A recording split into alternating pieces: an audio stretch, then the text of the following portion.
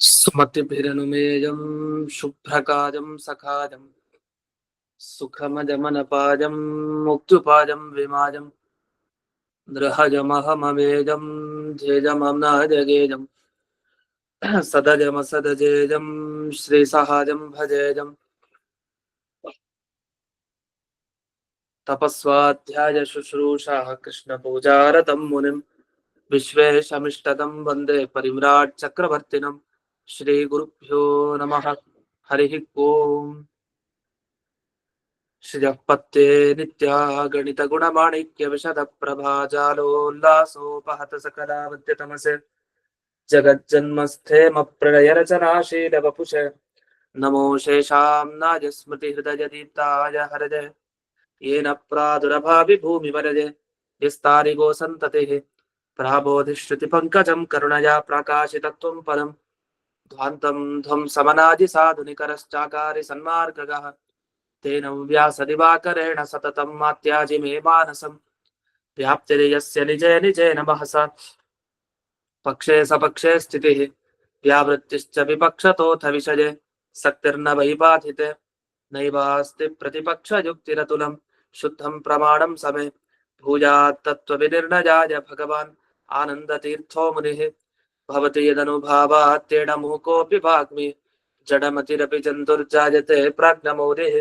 सकलवचन चेतो देवता भारती सा मम वचसि निधत्तां सन्निधिं मानसे च रमा निवासोचितवास भूमिः संध्याय रत्नावली जन्मभूमिः वैराग्यभाग्यो मम पद्मनाभतीर्थामृताब्धिर्भवतात् विभूत्यै पदवाक्यप्रमाणज्ञान् प्रतिवादिमदच्छिदः श्रीमदक्षोभ्यतीर्थाख्यानुपतिष्ठे गुरून् मम श्रीमदानन्दतीर्थार्य सन्मनः सरसि भुवि अनुव्याख्याननलिने चञ्चरी गतिमे मनः न शब्दार्थौ गाढाः न च निगमचर्चासु चतुराः न च न्याये प्रौढाः न च विदितवेद्यापि वयं परं श्रीमत्पूर्णप्रमतिगुरुकारुण्यसरणिं प्रपन्नामाज्ञा स्मः किमपि च वदन्तोऽपि महताम् ॐ नारायणं निखिलपूर्णगुणैकदेहं निर्दोषमाप्यतममप्यखिलैः सुवाक्यैः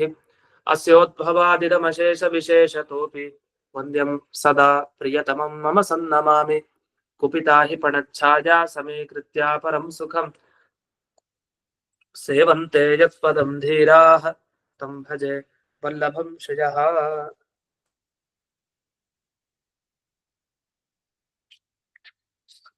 ಈಗ 72ನೆಯ ಸುಧಾಮೂಲ.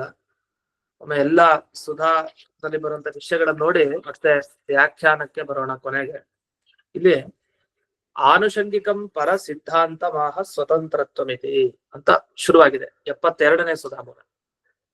ಆನುಷಂಗಿಕ ಅಂದ್ರೆ ಪ್ರಧಾನ ಅಲ್ಲ, ಅಪ್ರಧಾನ, ಅದನ್ನ ಆನುಷಂಗಿಕ ಅನ್ನೋದ್ರಿಂದ ಕರೀತಾರೆ.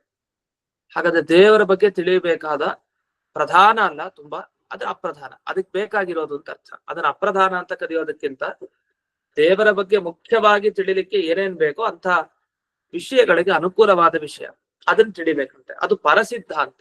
ಪರ ಅಂದ್ರೆ ದೇವರ ಬಗ್ಗೆ ಇರುವಂತಹ ಸಿದ್ಧಾಂತ. ಅದು ಯಾವುದು? ಸ್ವತಂತ್ರತ್ವಂ ಸದಾ ತಸ್ಯ ತಸ್ಯ ಭೇದಶ್ಚ ಸರ್ವತಃ. ಎರಡು ವಿಷಯ ಗೊತ್ತಾಗತ್ತೆ ಇದನ್ನ ನೋಡಿದಾಗ. ಒಂದು, ದೇವರು ಯಾವಾಗ್ಲೂ ಸ್ವತಂತ್ರನಾಗಿದ್ದಾನೆ ಅಂತ ತಿಳಿಬೇಕಂತೆ. ಇದೊಂದು ಸಿದ್ಧಾಂತ. ಹಾಗಾದ್ರೆ ಈಗಾಗ್ಲೇ ನಾವು 3 ಸಿದ್ಧಾಂತಗಳನ್ನ ತಿಳ್ಕೊಂಡ್ವಿ. ಇದು 4ನೇದು ಸ್ವತಂತ್ರತ್ವ. ದೇವರು ಸ್ವತಂತ್ರ ಅಂತ ತಿಳಿಬೇಕು. ಈ ಸ್ವತಂತ್ರತ್ವ ಅಂದ್ರೆ ಏನರ್ಥ ಅಂದ್ರೆ ಅದಕ್ಕೆ ಜಯತೀರ್ಥರು ಬೆಳೆಸಿದರು ಸ್ವಾಧೀನ ಸತ್ವಾಧಿಮತ್ವಂ ಅಂತ. ಅಂದ್ರೆ ದೇವರ ಅಧೀನವಾಗಿ ಇಡೀ ಜಗತ್ತಿದೆ. ಇದೇ ತಾನೇ ಸ್ವತಂತ್ರ ಅಂದ್ರೆ. ಸ್ವ ಅಂದ್ರೆ ತಾನು, ತನ್ನ ಅಧೀನವಾಗಿ ಇದೆಲ್ಲ ಇದೆ ಜಗತ್ತು. ಅದನ್ನ ಸ್ವತಂತ್ರ, ತನ್ನ ಅಧೀನವಾಗಿ ಎಲ್ಲವನ್ನು ಇಟ್ಕೊಂಡಿದ್ದಾನೆ. ಹಾಗಾಗಿ ಸ್ವತಂತ್ರ ಅಂತ ಕರೀತಾರೆ. ತನ್ನ ಅಧೀನವಾಗಿ ಎಲ್ಲವನ್ನು ಇಟ್ಟಿದ್ದಾನೆ ಅಂದ್ರೆ ಏನರ್ಥ? ಎಲ್ಲ ವಸ್ತುಗಳು ಜಗತ್ನಲ್ಲಿ ಇದೆ ಅಂತ ಆದ್ರೆ, ಅದು ಚಲನ ವಲನಗಳನ್ನ ಮಾಡ್ತಾ ಇದೆ ಅಂತ ಆದ್ರೆ ಅದಕ್ಕೆ ಕಾರಣನೇ ಪರಮಾತ್ಮ. ಇದು ತನ್ನಲ್ಲಿರೋ ಸ್ವತಂತ್ರ. ತಂತ್ರ ಅಂದ್ರೆ ಅಧೀನ ಅಂತ ಅರ್ಥ. ಈ ಶಬ್ದಕ್ಕಿಲ್ಲಿ ತಂತ್ರ ಅನ್ನೋದಕ್ಕೆ ಅನೇಕ ಅರ್ಥ ಇದೆ. ಆದ್ರೆ ಇಲ್ಲಿ ಸ್ವತಂತ್ರ ಅನ್ನೋಲಿರೋ ತಂತ್ರ ಅನ್ನೋ ಶಬ್ದಕ್ಕೆ ಅಧೀನ ಅಂತ ಅರ್ಥ. ಅಂದ್ರೆ ತನ್ನ ಅಧೀನ ಅಂತ ಸ್ವತಂತ್ರ ಅನ್ನೋದಕ್ಕೆ. ಪರತಂತ್ರ ಅಂದ್ರೆ ಮತ್ತೊಬ್ಬರ ತಂತ್ರ ಅಧೀನವಾಗಿ ನಾವಿದ್ದೀವಿ ಅಂತ ಅರ್ಥ. ಇದು ಪರತಂತ್ರ. ಸ್ವತಂತ್ರ ಅಂದ್ರೆ ನಮಗ್ ನಾವೇ, ನಮ್ಮ ಅಧೀನದಲ್ಲಿ ಎಲ್ಲ ಇದೆ ಅಂತ ಅರ್ಥ. ಅದೇ ನಾವು ಸ್ವತಂತ್ರ ಅಲ್ಲ, ಎಂದಿಗೂ ನಾವೆಲ್ಲ ಪರತಂತ್ರನೇ. ಇನ್ನು ತಸ್ಯ, ಯಾರು ಸ್ವತಂತ್ರ? ವಿಷ್ಣು ಸ್ವತಂತ್ರ. ಇನ್ನು ಅಷ್ಟೇ ಅಲ್ಲ, ಈ ತಸ್ಯ ಅನ್ನೋ ಶಬ್ದ ಮುಂದಕ್ಕೂ ಸಂಬಂಧ ಪಡತ್ತೆ ಶಬ್ದ. ಅಂದ್ರೆ ಶ್ಲೋಕದಲ್ಲಿ ಸ್ವತಂತ್ರತ್ವಂ ಸದಾ ತಸ್ಯ, ತಸ್ಯ ವೇದಶ್ಚ ಸರ್ವತಃ ಅಂತ ಹೇಳಿದೆ. ಅದನ್ನ ಮುಂದಕ್ಕೂ ಇಟ್ಕೊಂಡೆ. ಅದು ಏನ್ ಅರ್ಥ ಆಯ್ತು ಅಂದ್ರೆ, ಅವನು ಎಲ್ಲದಕ್ಕಿಂತಲೂ ಭಿನ್ನ, ಬೇರೆಯಾಗಿದ್ದಾನೆ. ಇದು ಸಿದ್ಧಾಂತ. ಅಂದ್ರೆ ಜೀವ ಜಡ ಭೇದ, ಜಡ ಜಡ ಭೇದ ಅಂತೆಲ್ಲ ಹೇಳ್ತೀವಲ್ಲ. ಪ್ರಕೃತಿ, ಜೀವ, ಜಡ, ಈ ಮೂರಕ್ಕಿಂತಲೂ ಕೂಡ ಅತ್ಯಂತ ಭಿನ್ನನಾದವನು ದೇವ. ಅಂದ್ರೆ ಮೂರು ಅವನಲ್ಲ, ಅವನು ಬೇರೆ, ಈ ಮೂರು ಬೇರೆ. ಪ್ರಕೃತಿ ತತ್ವ ಅಂದ್ರೆ ಪ್ರಕೃತಿಗೆ ಅಭಿಮಾನಿನಿಯಾದ ಲಕ್ಷ್ಮೀ ದೇವಿ ತಗೊಳ್ಳೋದು. ಲಕ್ಷ್ಮೀ ದೇವರಿಗೆ ಭೇದ ಇದೆ. ಜೀವರು ಅಂದ್ರೆ ಬ್ರಹ್ಮದೇವರಿಂದ ಹಿಡಿದು ತೃಣರಾಶಿ, ತೃಣ ಜೀವನವರೆಗೆ ಎಲ್ಲದರಿಂದಲೂ ಕೂಡ ಬ್ರಹ್ಮಾದಿ ದೇವತೆಗಳಿಗಿಂತ ಆ ಇದು ಪರಮಾತ್ಮ ಬೇರೆಯಾಗಿದ್ದಾನೆ, ಭೇದ ಇದೆ. ಜಡ ಪದಾರ್ಥಗಳು ಬೇರೆ, ಪರಮಾತ್ಮ ಬೇರೆ. ಹೀಗೆ ಪ್ರಕೃತಿ ಜೀವ ಜಡೇಭ್ಯೋ ಅತ್ಯಂತ ಭಿನ್ನತ್ವ, ಇದೊಂದು ಸಿದ್ಧಾಂತ. 5 ಸಿದ್ಧಾಂತ ಆಯ್ತು. ಹಾಗಾದ್ರೆ ಇದುವರೆಗೆ ಸಕಲ ಗುಣಪೂರ್ಣ, ಸರ್ವದೋಷ ದೂರ, ಸಕಲ ಜಗತ್ ಜನ್ಮಾದಿ ಕಾರಣ, ಸರ್ವ ಸ್ವತಂತ್ರ, ಸರ್ವತೋ ಭೇದ, ಎಲ್ಲದಕ್ಕಿಂತಲೂ ಬೇರೆ. ಈ ತರ ಗಂಭೀರವಾದ ಶಬ್ದ ಅನಿಸ್ಬಿಡತ್ ನಮ್ಗೆ ಕೆಲವು ಸರಿ. ಸರಳವಾದ ಅರ್ಥ ಏನು? ದೇವರಲ್ಲಿ ಎಲ್ಲಾ ಸದ್ಗುಣಗಳು ಇದೆ, ದೇವರಲ್ಲಿ ಯಾವುದೇ ದೋಷ ಇಲ್ಲ, ಮತ್ತೆ ದೇವರಿಂದಲೇ ಇಡೀ ಜಗತ್ತಿನ ಸೃಷ್ಟಿ ಸ್ಥಿತಿ ಎಲ್ಲ ನಡೆಯೋದು. ಇನ್ನು ದೇವರು ಸ್ವತಂತ್ರನಾಗಿದ್ದಾನೆ, ದೇವರು ಎಲ್ಲಾ ವಸ್ತುಗಳಿಗಿಂತ ಬೇರೆ. ಇದು ಸಿದ್ಧಾಂತ, 5 ಸಿದ್ಧಾಂತ. ಇದನ್ನ ನಾವು ಚೆನ್ನಾಗಿ ಮನಸ್ಸಿನಲ್ಲಿ ಇಟ್ಕೊಳ್ಬೇಕು. ಯಾಕೆ ಅಂದ್ರೆ ಏನೇ ವಿಷಯವನ್ನ ಬೇರೆಯವ್ರಿಗೆ ಹೇಳಿ, ಈ ವಿಷಯವನ್ನ ಏನೇನೋ ಹೇಳಿದೆ ಸರಿಯಾಗಿ ಹೇಳಿ ಹೋಗ್ಬೇಕು ಮುಂದೆ. ಅಂದ್ರೆ ಈ ವಿಷಯಕ್ಕೆ ವಿರುದ್ಧವಾಗಿ ಏನೋ ಹೇಳ್ಬಾರ್ದು ಅಂತ ಅರ್ಥ. ಇದು ಸಿದ್ಧಾಂತ ಅಲ್ಲ. ಈ ಸಿದ್ಧಾಂತಕ್ಕೆ ವಿರುದ್ಧವಾಗಿ ಯಾವತ್ತಿಗೂ ಈ ಪಾಠವನ್ನಾಗ್ಲಿ, ಪ್ರವಚನವನ್ನಾಗ್ಲಿ, ಅಧ್ಯಯನವನ್ನಾಗ್ಲಿ, ಇನ್ನೊಬ್ರಿಗೆ ಹೇಳೋದನ್ನಾಗ್ಲಿ ಮಾಡ್ಲೇಬಾರ್ದು. ಅಂದ್ರೆ ಸತ್ಸಿದ್ಧಾಂತಕ್ಕೆ ಹಾನಿ ಎಂದಿಗೂ ಆಗ್ಬಾರ್ದು. ಈ ಸಿದ್ಧಾಂತ ರಕ್ಷಣೆ ಆಗ್ಬೇಕು. ಅಂದ್ರೆ ಹೇಳ್ತಾ ಹೇಳ್ತಾ ದೇವರೇ ಪರತಂತ್ರ ಅಂತ ಹೇಳ್ಬಿಡೋದು. ದೇವರು ಪರತಂತ್ರ ಅಂದ್ರೆ ಯಾವ ಅರ್ಥದಲ್ಲಿ? ಅದು ಹೇಳ್ತೀವಿ. ಯಾವ ಅರ್ಥದಲ್ಲಿ ದೇವರು ಪರತಂತ್ರ ಅಂದ್ರೆ, ಈ ಎಲ್ಲ ಜ್ಞಾನಿಗಳ ಭಕ್ತಿಗೆ ವಶ ಆಗ್ತಾನೆ ಪರಮಾತ್ಮ, ಜ್ಞಾನಿಗಳ ಭಕ್ತಿಗೆ ಸಿಗ್ತಾನೆ ಪರಮಾತ್ಮ, ಅಂದ್ರೆ ಭಕ್ತಿಗೆ ಅಧೀನನಾಗ್ತಾನೆ ಅಂತ. ಅದನ್ನ ಪರತಂತ್ರ ಆದ ದೇವರು. ಪರ ಅಂದ್ರೆ ಜೀವ, ಜೀವನ ಭಕ್ತಿಗೆ ತಂತ್ರ ಅಧೀನ ಆಗಿದ್ದಾನೆ. ಯಾಕೆ? ಜೀವನ ಭಕ್ತಿಗೆ ಮೆಚ್ಚಿ ಅವ್ರ ಕಡೆ ಹೋಗ್ಬಿಡ್ತಾರಲ್ಲ ದೇವರು. ಅದು ಪರತಂತ್ರ ಅಲ್ವಾ? ಅಂದ್ರೆ ಅದು ಬೇರೆ ಅರ್ಥದಲ್ಲಿ. ಅದು ನಾವು ಭಗವಂತ ಒಲಿತಾನೆ ಅನ್ನೋದಕ್ಕೆ. ವಸ್ತುತ ಅವನು ಯಾವತ್ತೂ ಸ್ವತಂತ್ರನೇ. ಅವನೇ ಬಯಸಿದ್ರೆ ಅವನು ದೇವರ ಇದು ಭಕ್ತನ ಭಕ್ತಿಗೆ ಮೆಚ್ಚಿ ಬರ್ತಾನಷ್ಟೆ, ಇಲ್ಲಾಂದ್ರೇನು ಬರಲ್ಲ ಅವನು. ಅಂತೂ ಸ್ವತಂತ್ರ ಅನ್ನೋ ಶಬ್ದ ಮತ್ತೆ ಈ ಭೇದ ಅನ್ನೋ ಶಬ್ದ, ಗುಣಪೂರ್ಣ, ದೋಷ ದೂರ, ಜಗಜ್ಜನ್ಮಾದಿ ಕಾರಣ, ಈ ತರದ ಶಬ್ದಗಳನ್ನ ಬಿಡಿಸಿ ಬಿಡಿಸಿ ಪ್ರತಿ ಪದೇ ನಾವು ಹೇಳ್ಬಾರ್ದು ವಸ್ತುತಃ. ಯಾಕಂದ್ರೆ ಅದು ಗಂಭೀರವಾದ ಶಬ್ದನ ಹಾಗೆ ನಾವು ಪರಿಚಯ ಮಾಡ್ಕೊಳ್ತಾ ಹೋಗ್ಬೇಕು ಶಾಸ್ತ್ರದ ಶಬ್ದಗಳನ್ನ. ಆದ್ರೂ ಆಗಾಗ ಬಿಡಿಸಿ ಬಿಡಿಸಿ ಬಿಡಿಸಿದಾಗ ಒಂದು ದಿವಸ ನಮ್ಗೆ ಚೆನ್ನಾಗಿ ಆ ಶಬ್ದಗಳು ತಲೆಗೆ ಬರುತ್ತೆ. ಆಗ ಅದನ್ನ ಬಳಸಿದಾಗ ಬೇರೆಯವ್ರಿಗೆ ಅರ್ಥ ಆಗಲ್ಲ. ಕೆಲವು ಸರಿ ಬಿಡಿಸ್ಬೇಕಾಗಿ ಬರುತ್ತೆ. ಅಂತೂ ಆ ಶಬ್ದಗಳ ಅರ್ಥ ಹೀಗೆ. ಇಷ್ಟಾಗಿ ಮುಂದೆ ಒಂದು ಪ್ರಶ್ನೆಯನ್ನ ಮಾಡ್ಕೊಡ್ತಾರೆ.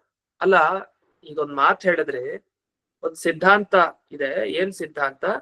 ಜೀವ, ಜಡ ಮತ್ತೆ ಲಕ್ಷ್ಮೀ ದೇವಿ ಇವರೆಲ್ಲ ಪರಮಾತ್ಮನಿಗಿಂತ ಬೇರೆ, ಎಲ್ಲ ಭೇದ ಇದೆ, ಭೇದ ಸಿದ್ಧಾಂತ ಅಂತ ಹೇಳಿದ್ರಿ. ಈ ಪಂಚಭೇದ ಎಲ್ಲ ನಿಜವಾಗಿ ಅಷ್ಟೊಂದು ಮುಖ್ಯ ಅಲ್ಲ ದೇವರ ಬಗ್ಗೆ ಬಂದಾಗ. ಇದು ಅಮುಖ್ಯ ಸಿದ್ಧಾಂತ. ಅಂದ್ರೆ ಅಮುಖ್ಯ ಅನ್ನೋ ತಾತ್ಪರ್ಯ, ದೇವರ ಬಗ್ಗೆ ಬಂದಾಗ ಅವನಲ್ಲಿ ಚೂರು ದೋಷ ಇಲ್ಲ, ಗುಣಗಳಿದೆ, ಅವನೇ ನಮಗೆ ಎಲ್ಲದಕ್ಕೂ ಕಾರಣ. ಇದನ್ ಮಾತ್ರ ನಾವು ತಲೆಯಲ್ಲಿ ಇಟ್ಕೊಳ್ಬೇಕು ಯಾವಾಗ್ಲೂ ಕೂಡ. ಈ ಭೇದ, ನಮಗೂ ಪರಮಾತ್ಮನಿಗೂ ಭೇದ ಇದೆ, ಅದು ಸಹಜ. ಭೇದ ಇದ್ರೆ ತಾನೆ ಅವನು ನಾವು ಏನು ದಾಸಭಾವ, ಅಂದ್ರೆ ನಾವು ದಾಸ್ಯತ್ವವನ್ನ ಹೊಂದಿದೀವಿ, ಅವನು ನಮಗೆ ಸ್ವಾಮಿ ಅಂತೆಲ್ಲ ಈ ಭಾವನೆ ಬರೋದು ಅವಾಗ್ಲೇ. ಆದ್ರಿಂದ ಭೇದ ಇದ್ದಾಗ ಇವೆಲ್ಲ ಆಗೋದು ನಿಜ. ಆದ್ರೆ ಭೇದ ಹೇಳೋ ಉದ್ದೇಶ ಏನು? ಭೇದ ಇದೆ ಅಂತ ಹೇಳೋ ಉದ್ದೇಶ ಇಷ್ಟೇ, ದೇವರನ್ನ ಯಾವಾಗ್ಲೂ ನಾವು ಸ್ವಾಮಿ, ನಾವು ಅವನ ದಾಸ ಅಂತ ಉಪಾಸನೆ ಮಾಡ್ಬೇಕು. ಇದಕ್ಕೋಸ್ಕರನೇ ಭೇದ ಹೇಳಿತ್ತು. ಅದು ಇರ್ಲಿ. ಪ್ರಕೃತದಲ್ಲಿ ಕೆಲವು ಇನ್ನೂ ಸೂತ್ರಗಳಿದೆ. ಯಾವ ಸೂತ್ರ ಅಂದ್ರೆ ಇದು 2ನೇ ಅಧ್ಯಾಯದಲ್ಲೇ ಬಂದಿದೆ ಈ ವಿಷಯ ಎಲ್ಲ. ಯಾವುದು? ನನ್ ವೇತದಪಿ ಅಸಂಭವಸ್ತು ಸತೋ ನಾತ್ಮಾಶ್ರುತೆ ಪೃಥಗುಪದೇಶಾತ್ ಇತ್ಯಾದಿನ ಅಭಿಹಿತಮೇವ ತತ್ ಕಥಂ ಆನುಷಂಗಿಕ ಸಿದ್ಧಾಂತ. ಇದೊಂದು ಪ್ರಶ್ನೆ ಮಾಡ್ತಾರೆ. ಅಲ್ಲ, ಇದೆಲ್ಲ ತುಂಬಾ ಮುಖ್ಯ ಅಲ್ವಾ ವಿಷಯ? ಯಾಕೆ ಇದನ್ನ ಆನುಷಂಗಿಕ ಅಂತ ಕರಿತೀವಿ? ಈಗ ಪಂಚಭೇದ ಸಿದ್ಧಾಂತ ದ್ವೈತ ಸಿದ್ಧಾಂತದಲ್ಲಿ ಪ್ರಮುಖ ತಾನೆ. ದ್ವೈತ ಸಿದ್ಧಾಂತ ಬೇಕಾದಷ್ಟಿದೆ, ಅಲ್ಲ ಅನೇಕ ವಿಷಯಗಳಿದೆ ಮುಖ್ಯ. ಅದರಲ್ಲಿ ಪ್ರಮುಖ ಸಿದ್ಧಾಂತ ಯಾವುದು ಅಂದ್ರೆ ಇದು ಕೂಡ ಪಂಚಭೇದ ಸಿದ್ಧಾಂತನೂ ಪ್ರಮುಖ ತಾನೆ. ಯಾಕೆಂದ್ರೆ ಇದನ್ನ ಸೂತ್ರಕಾರರೇ ಬಾಯಿ ಬಿಟ್ಟು ಹೇಳಿದ್ದಾರೆ. ಈಗ ಅಪ್ರಧಾನ ಸಿದ್ಧಾಂತ ಅಂದ್ರೆ ಏನು? ನೇರವಾಗಿ ಹರಿಸರ್ವೋತ್ತಮ ಅಂತ ಹೇಳಿಲ್ಲ, ಆದ್ರೆ ಸುತ್ತು ಹಾಗೆ ಬಳಸಿ ಹರಿಸರ್ವೋತ್ತಮ ಅಂತ ತಿಳಿಸೋ ಹಾಗೆ ಮಾಡೋದು. ದೇವ್ರೇನ್ ಗೊತ್ತಾ, ದೇವ್ರು ಎಲ್ಲರನ್ನೂ ಗೆದ್ದಿದ್ದಾನೆ ಅಂತೆಲ್ಲ ಹೇಳೋದು, ಆದ್ರೆ ಬಾಯಿ ಬಿಟ್ಟು ಮಾತ್ರ ಹರಿಸರ್ವೋತ್ತಮ ಅಂತ ಹೇಳಲ್ಲ. ತಾತ್ಪರ್ಯ ಏನು? ಹರಿಸರ್ವೋತ್ತಮ ಅಂತಾನೆ ತಾತ್ಪರ್ಯ. ಎಲ್ಲರನ್ನೂ ಗೆದ್ದಿದ್ದಾನೆ ಅಂದ್ಮೇಲೆ ಅವ್ನ ಎಲ್ಲರಿಗಿತ್ತರೂ ಉತ್ತಮ ಅಂತಾನೆ ಅರ್ಥ. ಆದ್ರೆ ಯಾವಾಗ ಸ್ವಯಂ ವೇದವ್ಯಾಸರು ಒಂದು ಬ್ರಹ್ಮಸೂತ್ರದಲ್ಲಿ ಬಾಯಿ ಬಿಟ್ಟು ಹೇಳ್ತಾರೋ ಅದು ನಿಜವಾದ ಪ್ರಧಾನ ಸಿದ್ಧಾಂತ ಅಂತ ಕರಿತೀವಿ. ಅದು ವಾಚನಿಕ ಸಿದ್ಧಾಂತ ಅಂತ ಅದನ್ನ ಕರೀತಾರೆ. ವಾಚನಿಕ ಅಂದ್ರೆ ವಚನ, ಬಾಯಿ ಬಿಟ್ಟು ವಚನ, ಮಾತಿನ ಮುಖಾಂತರ ಹೇಳಿದ ಸಿದ್ಧಾಂತ ಅದು ಪ್ರಧಾನ. ಸೂಚನೆ ಮಾಡಿದ ಸಿದ್ಧಾಂತ ಅದು ಆನುಷಂಗಿಕ, ಅದು ಅಮುಖ್ಯ.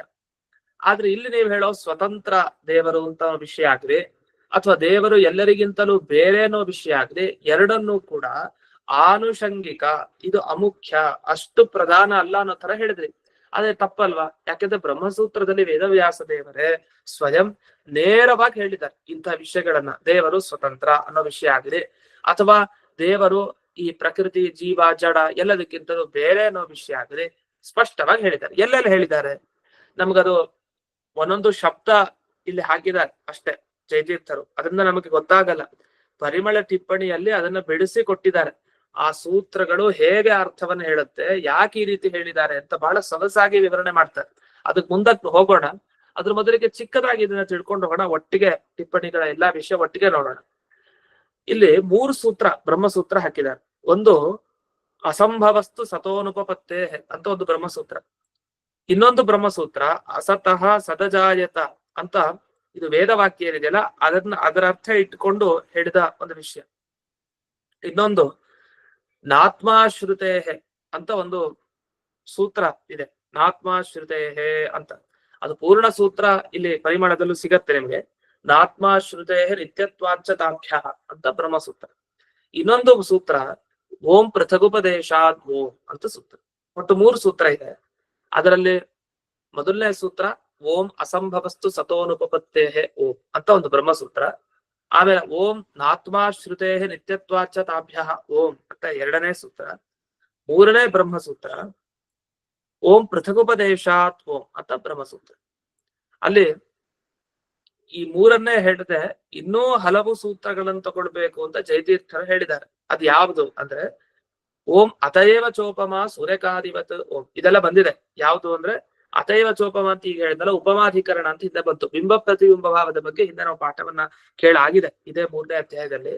ಇನ್ ಮಿಕ್ಕಿದ 3 ಇನ್ನು ಮುಂದೆ ಬರ್ಲಿಕ್ಕಿದೆ. ಅಂದ್ರೆ ನಮಗೆ ಈಗ 3ನೇ ಅಧ್ಯಾಯ 4ನೇ ಅಧ್ಯಾಯ ಮುಗಿದು ಮತ್ತೆ 1, 2 2ನೇ ಅಧ್ಯಾಯಕ್ಕೆ ಯಾವಾಗ ಬರ್ತೀವಿ ಆಗ ಇವೆಲ್ಲ ವಿಷಯ ಬರುತ್ತೆ, 3 ಸೂತ್ರ.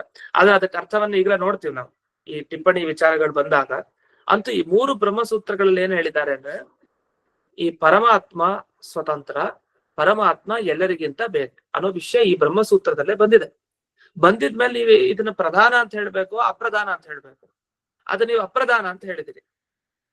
ಅದನ್ನ ಆನುಷಂಗಿಕ ಸಿದ್ಧಾಂತ ಅಂತ ಹೇಗೆ ಹೇಳಿದ್ರಿ ಅಂದ್ರೆ, ಸತ್ಯಂ ನಿಜ, ಅಷ್ಟು ಭಾವೋದ್ವೇಗಕ್ಕೊಳಗಾಗ್ಬೇಡಿ, ಎಲ್ಲ ಬೇಕು ಇಲ್ಲ ಅಂತ ಹೇಳ್ತಾ ಇಲ್ಲ.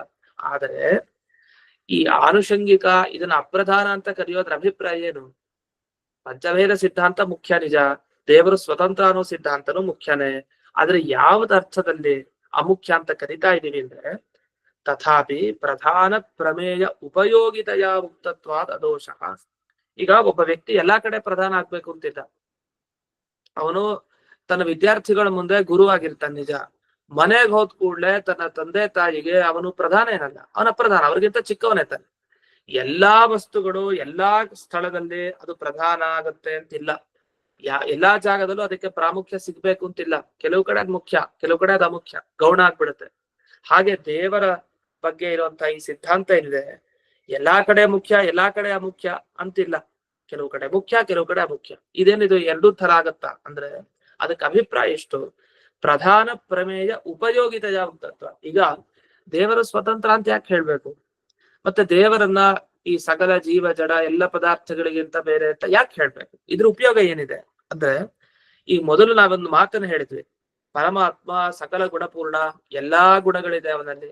ಎಲ್ಲಾ ಗುಣಗಳಿದೆ ಅಂದ್ರೆ ಯಾವ ಗುಣ ಇದೆ? ಸ್ವತಂತ್ರತ್ವ ಅನ್ನೋದು ಒಂದು ಗುಣ, ದೇವರಲ್ಲಿರೋ ಗುಣ ಅದು. ಆ ಸ್ವತಂತ್ರತ್ವ ದೇವರಲ್ಲಿ ಮಾತ್ರ ಇರೋದು, ಅದು ಲಕ್ಷ್ಮೀ ದೇವಿಯಲ್ಲೂ ಇಲ್ಲ ಅಂತ ಗುಣ. ಇನ್ ಜೀವರಲ್ಲಿ ಸ್ವಾತಂತ್ರ್ಯ ಎಲ್ಲಿಂದ ಬರ್ಬೇಕು? ನಾವೆಲ್ಲ ಅನ್ಕೊಳ್ತೀವಿ ನಾವು ನಂದೇ ಮಾತನಾಡಿಯೋದು, ಅದೆಲ್ಲ ತಪ್ಪು. ಸ್ವತಂತ್ರತ್ವ ದೇವರಲ್ಲಿ ಒಬ್ಬನಲ್ಲೇ ಇರೋದು. ಆ ಸ್ವತಂತ್ರತ್ವ ನಿಮ್ಮಲ್ಲಿ ಇದೆ ಅಂದ್ರೆ ನೀವು ದೇವರಾಗ್ಬೇಕಂತ ಬರುತ್ತೆ. ಸ್ವಾತಂತ್ರ್ಯ ದೇವರ ಅಸಾಧಾರಣ ಗುಣ, ಅದು ಅವನಲ್ಲಿ ಮಾತ್ರ ಇದೆ. ಲಕ್ಷ್ಮೀ ದೇವಿಯಲ್ಲೇ ಸ್ವಾತಂತ್ರ್ಯ ಇಲ್ಲ, ಇನ್ ನಮ್ಮಲ್ಲೆಲ್ಲ ಮನುಷ್ಯರಲ್ಲಿ ಹೇಗ್ ಸಾಧ್ಯ? ಆ ಸ್ವತಂತ್ರತ್ವ ಇಲ್ಲ. ಇನ್ನು ಪರಾಧೀನ ಸ್ವತಂತ್ರತ್ವ ಅಂತಂದಿದೆ, ದೇವರ ಅಧೀನವಾಗಿ ನಮ್ ಕೆಲಸ ನಾವು ಮಾಡ್ಕೊಳ್ತೀವಿ ಅಂತ ಹಾಗೆ ಹೇಳ್ಬೋದು. ಬಟ್ ಅದು ಪರಾಧೀನದಲ್ಲೇ ತಾತ್ಪರ್ಯ. ಅದಿನ್ನು ಭಗವಂತನ ಅಧೀನ ಅಂತಾನೆ ಆದ್ವಿ, ಪರತಂತ್ರನೇ ಆದ್ವಿ. ಅದನ್ನ ದತ್ತ ಸ್ವಾತಂತ್ರ್ಯ ಅಂತ ಒಂದು ಶಬ್ದವನ್ನ ಕೇಳ್ತಾ ಇರ್ತೀವಿ. ಸ್ವಾತಂತ್ರ್ಯವನ್ನು ಪರಮಾತ್ಮನೇ ಸ್ವಲ್ಪ ಕೊಡ್ತಾನೆ ಅಂತ. ಕೊಡ್ತಾನೆ ಅಂದ್ರೆ ಹಾಗಾದ್ರೆ ವಾಸ್ತವಿಕ ನಮ್ಮಲ್ಲಿ ಇರ್ಲಿಲ್ಲ ಅಂತ ಅರ್ಥ. ಅದಿಲ್ಲ, ಹಾಗಾದ್ರೆ ಸ್ವತಂತ್ರತ್ವ ನಿಜವಾಗಿ ಇಲ್ಲ, ಆದ್ರೆ ಚೂರ್ ಚೂರ್ ಕೊಡ್ತಾನೆ ಅನ್ನೋ ಅರ್ಥದಲ್ಲಿ ಆ ದತ್ತ ಸ್ವಾತಂತ್ರ್ಯ ಶಬ್ದವನ್ನು ಬಳಸೋದಿದೆ. ಅದ್ರ ಬಗ್ಗೆನೂ ಚರ್ಚೆಗಳಿದೆ ಸುಧಾ ಗ್ರಂಥದಲ್ಲಿ, ನೋಡೋಣ ಮತ್ತೆ.